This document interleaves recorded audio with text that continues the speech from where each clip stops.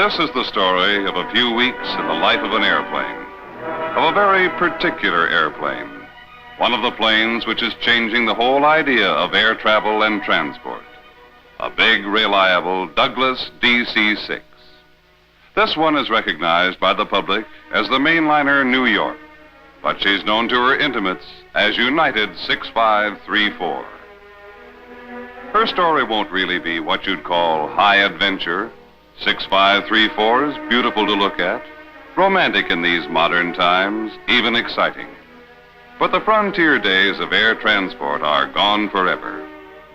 And 6534 is in the useful business of carrying people and their goods from place to distant place swiftly, comfortably, and with year-round dependability. In the past 4 months, 6534 has flown 340,000 miles, carrying 16,000 people and 750 tons of cargo from the Golden Gate to Manhattan, from Boston to Cleveland, from Philadelphia to Portland, to Seattle, to Denver, to Washington. She's been in the air at work almost half of the past 3,000 elapsed hours.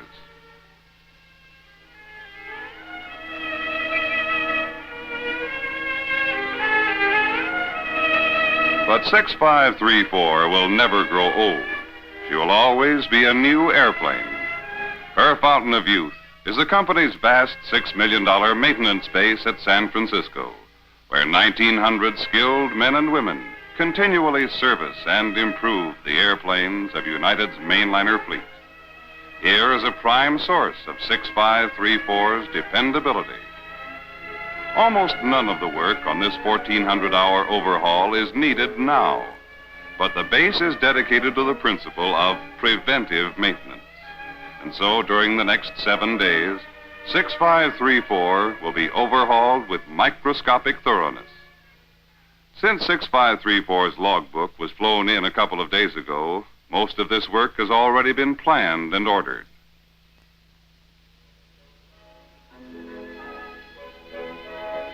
This great overhaul dock, the only one of its kind in the world, is a remarkable example of modern industrial technology.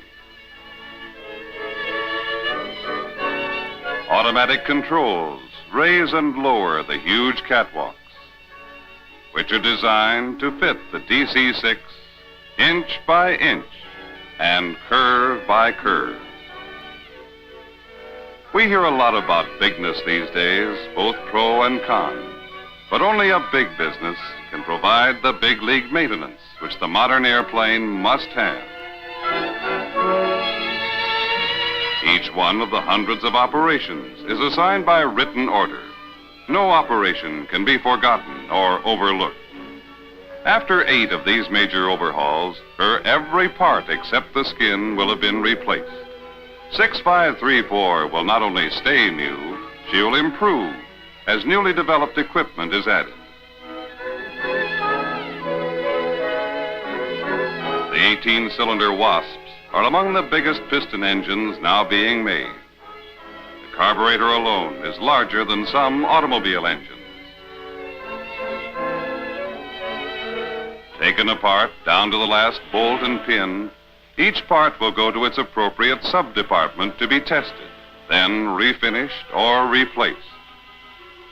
When the small parts have been grouped in baskets to ride the overhead conveyor for the 5-hour trip through the cleaning bank, our 2,100 horsepower stretch out on a line 60 feet long.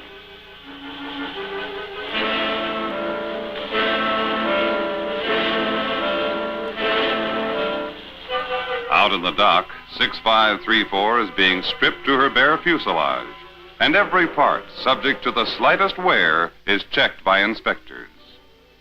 New slotted flaps, about the size of barn doors, permit shorter takeoffs and slower landing speeds.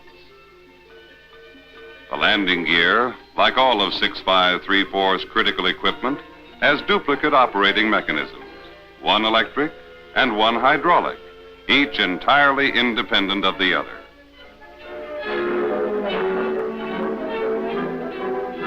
The extraordinary delicacy and precision of a top instrument craftsman can make a watchmaker feel heavy-handed. The gyroscope brain of this automatic pilot spins at 18,000 revolutions per minute, with parts so small that they're adjusted through a microscope. Yet the giant propellers are also so finely balanced that they can be set in motion by the weight of a single paper match. An automatic pitch control mechanism shifts gears from climbing to cruising in flight. Upon landing, the blades can be fully reversed so that they push against the air, stopping the airplane smoothly and swiftly. Visual and micrometer inspections are supplemented by World of Tomorrow devices which uncover any hidden flaws.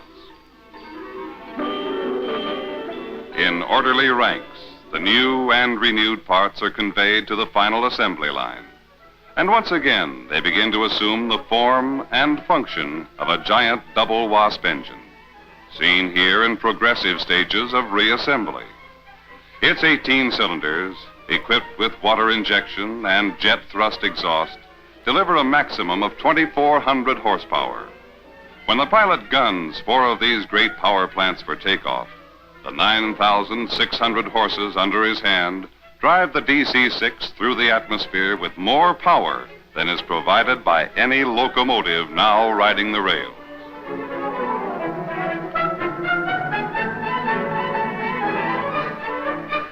After being run for 5 hours in the test cell, under conditions far more rigorous than anything ever encountered in actual flight, the engines are returned to the dock.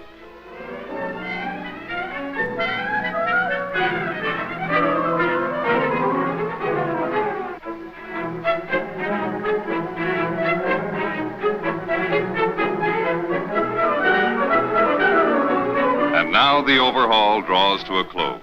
The hundreds of written orders have been worked, checked, and signed off. The final inspectors have swarmed the plane with flashlight and checklist and found everything in order. And on the 5th day, 6534 backs out of the dock feeling like a new airplane, which she is. But there's still another 2 days of careful scrutiny on the ramp by inspectors who check on the inspectors before she's ready for flight testing. During the next 4 hours, the test flight crew will check and recheck the special factors which give 6534 her great dependability. Those reserves of range, altitude, speed, and power.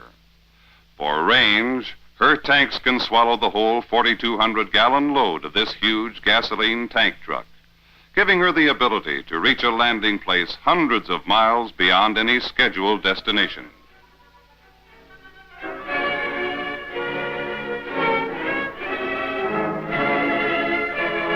For altitude, 6534 climbs far above any mountaintop in the entire United States to cruise the smooth upper air, far above ordinary weather disturbances. Her pressurized cabin keeps the inside atmosphere at an easy-breathing 7,500 feet, while the air outside is a thin 19,000. For speed, the 4 big engines will cruise the DC-6 at better than 300 miles per hour. For power, the DC-6 requires hardly more than half of its horsepower to achieve this fine performance, which means that she can not only fly with 3 engines, but she can keep on climbing.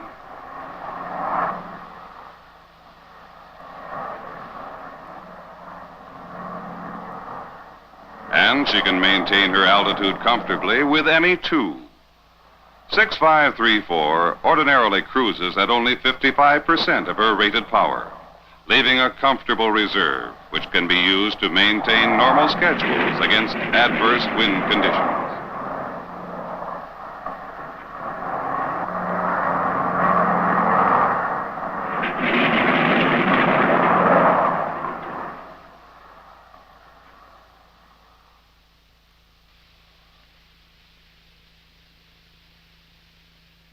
"6534, okay for flight.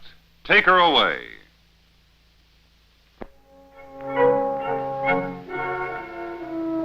And 6534 goes back on the line, back and forth over United's 13,250 miles of scheduled routes.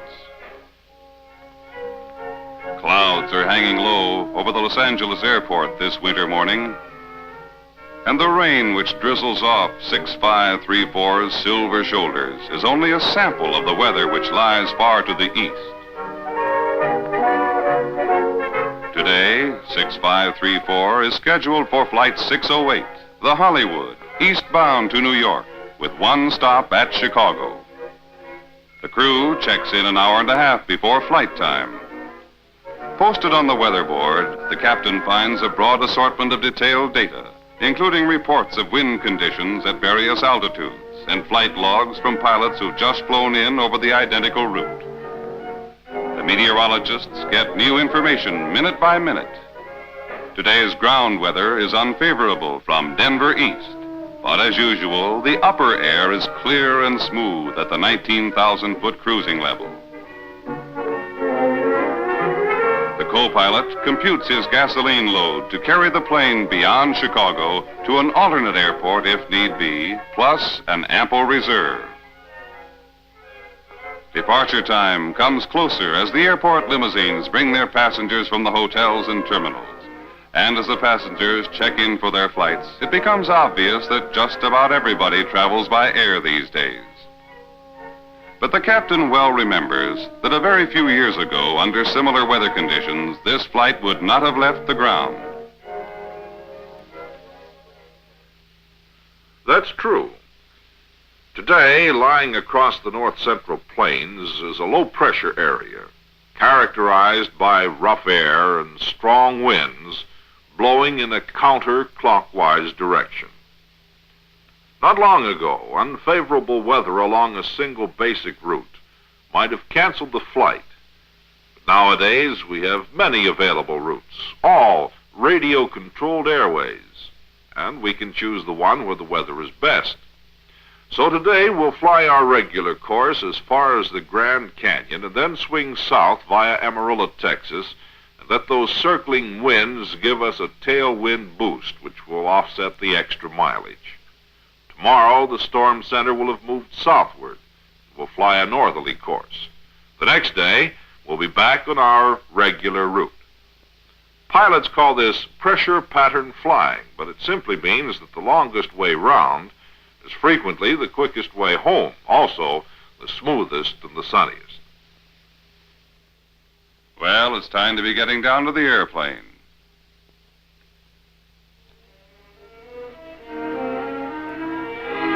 Out on the wet ramp, 6534 is drinking her breakfast as the flight engineer, third man of the crew, concludes his nose-to-tail check of her equipment.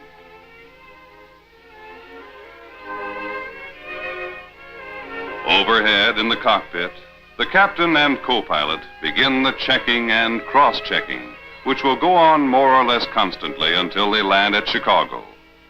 Although every instrument and control and dial is second nature to these men, each is called off and checked whenever the airplane prepares to leave the ground.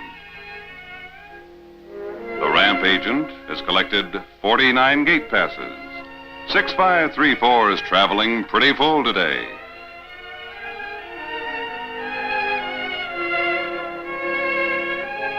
The two stewardesses will have plenty to keep them busy.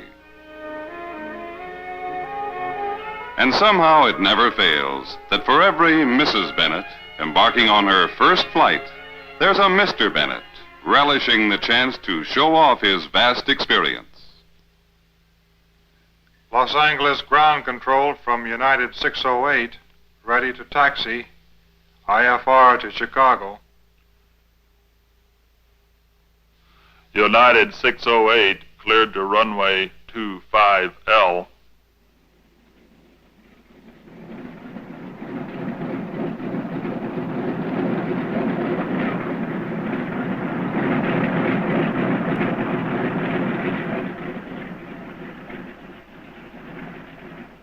United 608, ready for takeoff. United 608 cleared for takeoff. climb westbound on the west leg of the LA low-frequency range to on top. Report on top. Roger, 608.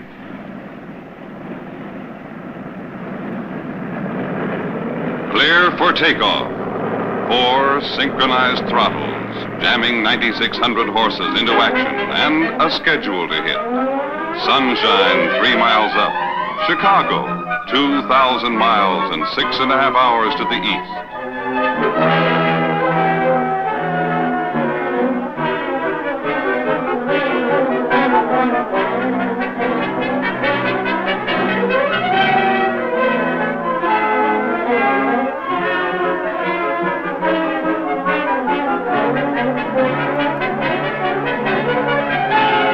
When 6534 climbs into the cloud cover a few hundred feet above the field, Mrs. Bennett would feel much better if she knew that the plane is riding a radio track more sharply marked than a highway route. But her uncertainty is momentary, because these big airplanes are usually only 15 minutes from sunshine. Aircraft headed east fly at the odd 1,000-foot altitudes, leaving the even levels cleared for planes flying west. So when the captain levels off at 19,000 feet, 6534 is far above any mountaintop in the United States and clear of airplanes flying in the opposite direction. Passing Hoover Dam and Lake Mead, the co-pilot radios his position and gets in return the latest weather and wind data.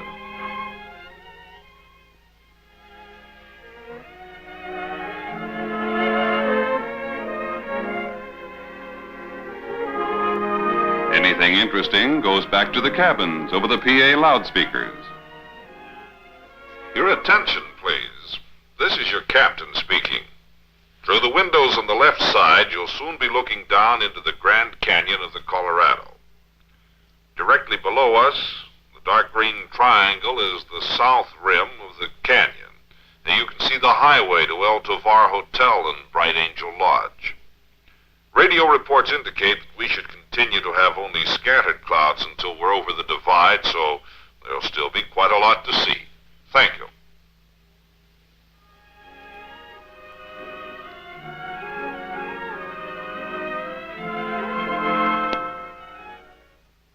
But 1,000 miles to the east, the clouds are solid, not scattered. Chicago Dispatch expects to bring 6534 in as scheduled. But the airlines believe in anticipating every possibility. And so the Chicago Dispatcher refers Flight 608 to base dispatch and payload control at Denver. These offices control the movements of every airplane in United's Mainliner fleet, as well as the loads they carry 24 hours of every day. So, out over one of the most extensive private telephone and teletype systems in the world, go payload's requests for data on the individual passengers aboard 6534. To Los Angeles reservations. Which passengers want connections at Chicago? To Chicago reservations.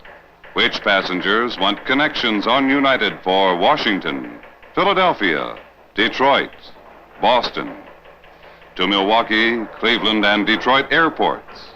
Can you take care of Flight 608 if we divert it to you from Chicago? Soon, the communications net brings back the data on Flight 608. Every passenger is now known by name, and every individual's problem will enter into the final decision. Payload and dispatch work up their plan for the flight. If Chicago ceiling drops below the 300-foot minimum, they'll set 608 down at Milwaukee for refueling en route to New York. Prearranged transportation will bring her Chicago passengers to downtown Chicago. These alternate routings are planned as a matter of routine procedure. Actually, few of them are used, as evidenced by the fact that United's entire fleet operates almost 100% of its schedules. It's mealtime now, and 6534 is cruising eastward over the Continental Divide. Those four thundering engines, barely audible through the blankets of fiberglass which soundproof the two big cabins.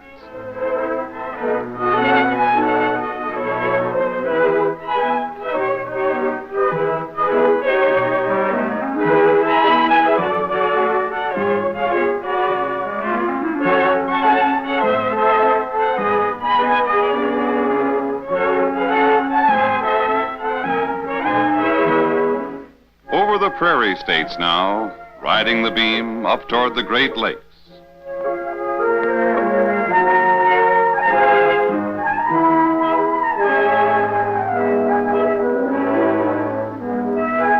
Mr. Bennett goes over the speech he's giving tonight, while Mrs. B settles back for an after-dinner nap.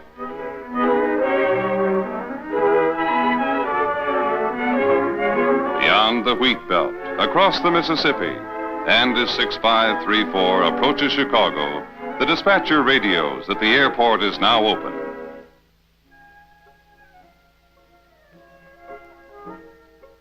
Your attention, please. The overcast at Chicago has lifted above the minimum ceiling of 300 feet. We're cleared to go in through the overcast on a routine instrument approach. You may already have seen the instrument landing system illustrated in a booklet in your flight packet.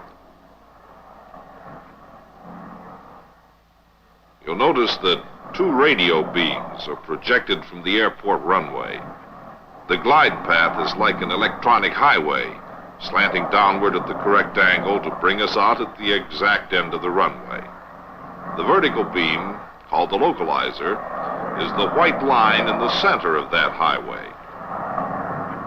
In front of me here in the cockpit is a simple instrument which tells the whole story. Vertical needle warns when the nose strays even a few feet to right or left of the localizer beam. The horizontal needle does the same thing if we get above or below the glide path. To make the perfect approach, it's only necessary to keep the needles centered. Our mileposts are special radio beacons which cause signal lights to flash in the cockpit as we pass over them and mark our distance to the touchdown point. Although we'll be in the overcast during most of our approach run, our radio aids will tell us exactly where we are at all times. We'll touch down on the Chicago runway in 8 minutes. Thank you. Every experienced air traveler well remembers when this kind of an overcast would have meant endless circling over the terminal airport, while the overworked tower talked down the stacked airplanes at 15-minute intervals. But this afternoon, planes will touch down in perfect safety, no more than 3 minutes apart, with the casual ease and sureness of clear weather. The same kind of clouds which concerned Mrs. Bennett a few hours ago have lost their significance. Now she understands how the pilots know exactly where they are at all times. United 608 calling approach control over Aurora at 5500. Over.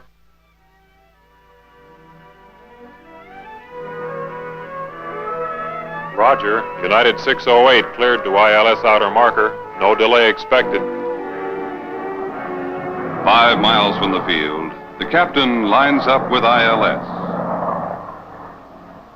And the pointers settle down to a steady fix. Wings flat to the glide path, nose straight on the localizer. 6534 is angled for the exact end of the runway, as surely as though she were flying down through an invisible tube.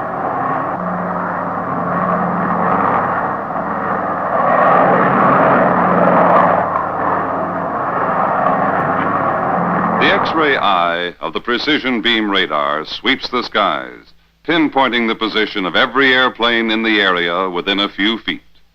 The radar man monitors all ILS approaches and could talk any of them down if need be.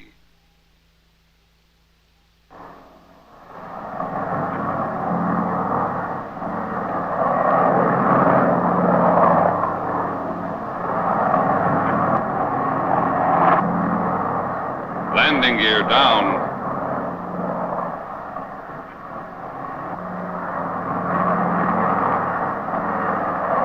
Now crossing the outer marker.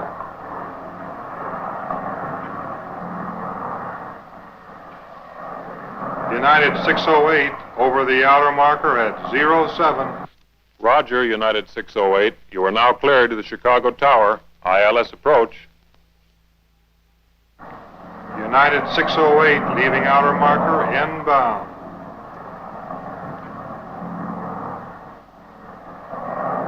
Although outside vision is obscured, the captain can see perfectly with the aid of his precision instruments.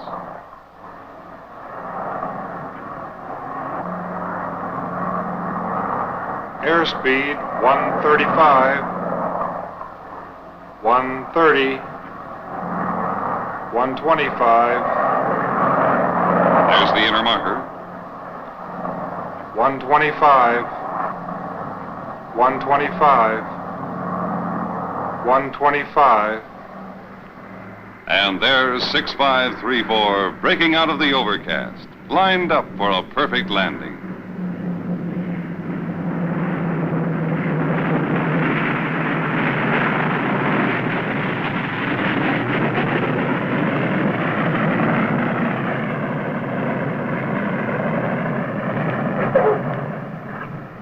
As the wheels touch down on the snow-covered runway, the pilots pull back the throttles, reversing the pitch of the propellers. The engines keep running forward, but the propeller blades change from pull to push, helping to bring the airplane to a smooth, swift stop. Chicago, after 2,000 miles of sunshine, over some of the worst ground weather of the year, and on the midway ramp within 5 minutes of schedule. New York-bound passengers will have time to stretch their legs, make a phone call, or send a wire.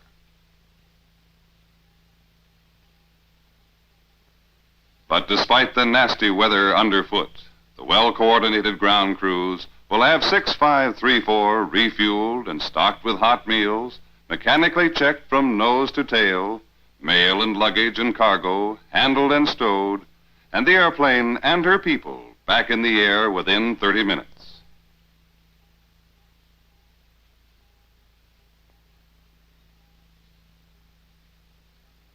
With a fresh crew aboard, 6534 is ready for an on-time departure.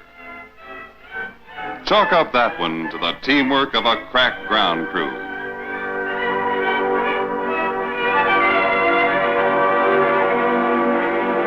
Destination, New York. 6534 climbs through the overcast, from snow to sunshine, in 11 minutes by the clock.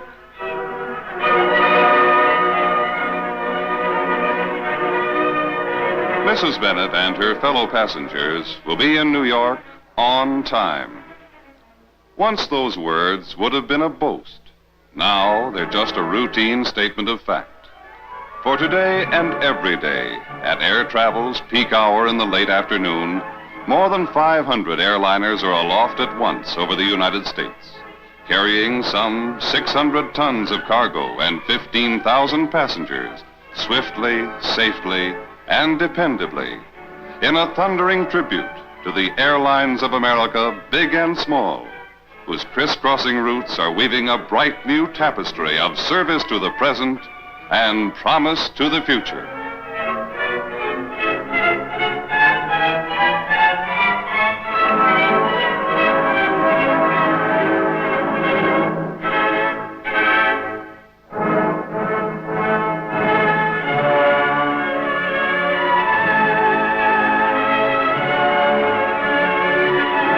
Close up your magazine, freshen your lipstick, stow those papers in your briefcase, straighten your tie.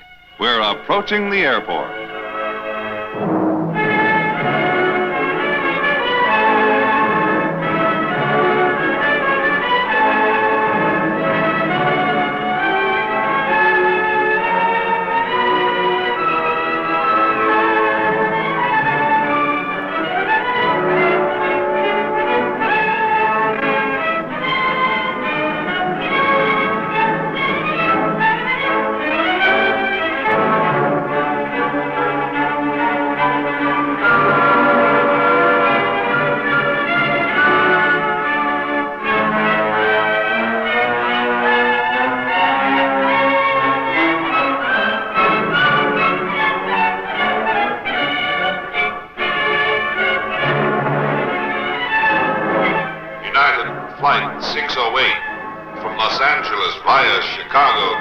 Garden. Now arriving at Gate 3. To close another page in the logbook of United 6534.